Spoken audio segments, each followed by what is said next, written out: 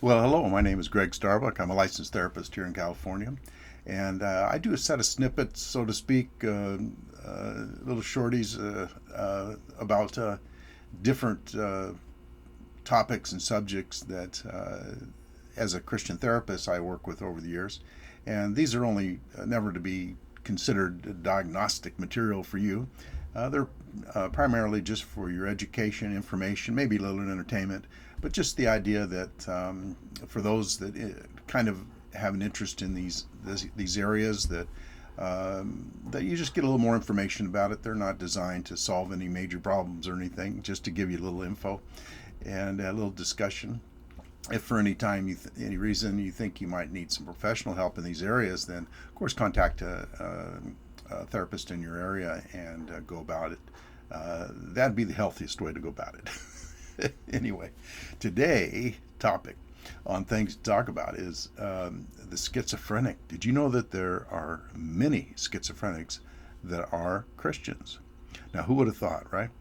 But who could get through a schizophrenic, for example, those you might see out on the street?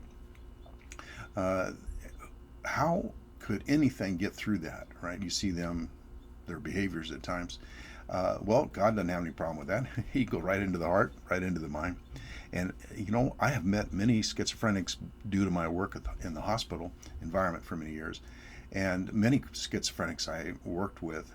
And later, because I've been in the area a long time, I would see them out on the street and they'd recognize, hey, what's up? Kind of interesting dialogue we would have, right? When other people are around, they come up to talk.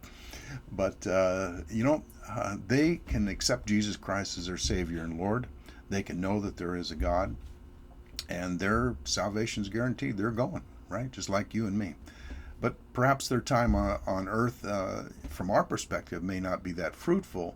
But then again, it's not for us to decide who gets saved and who doesn't. It's really up to the Lord, right?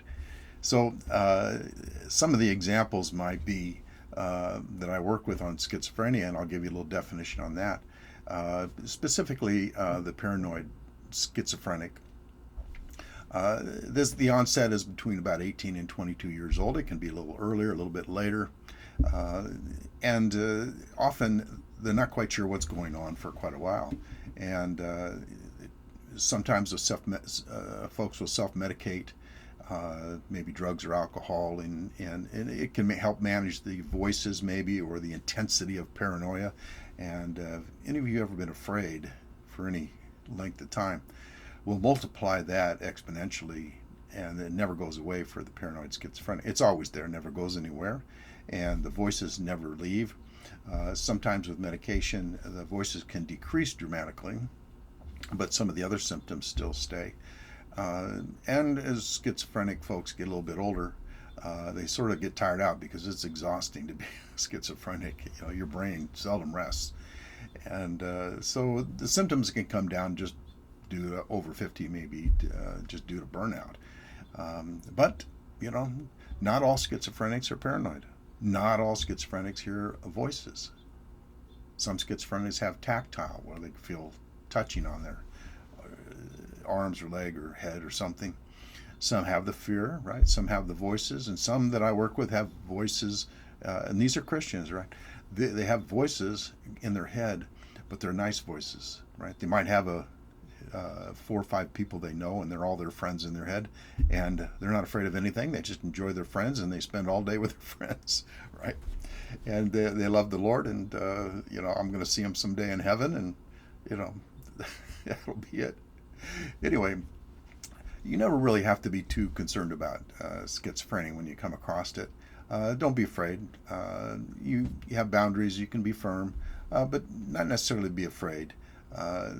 Their interpretation of you is they pretty much don't want to be around you a lot. They may come up and ask for something maybe periodically, but on the whole, if a gentleman or a lady gets too close, just put your hand up nicely and assertively just say stop, or don't come any, politely say don't come any closer, and that's fine, right? And not for all situations, but on the whole, that may occur. Anyway, remember, next time you see a schizophrenic, it may be somebody I know. But even more so, many of schizophrenics are saved, right? So we need to remember that a little bit when they come by, or uh, you see them walking along all disheveled and just in terrible shape. But God's taking care of them inside, and He'll take them home when that time comes. Well, just a little information on that topic on schizophrenia and Christians. And my goodness, time's kind of up, but God bless you, and we'll see you again on another topic. Thanks.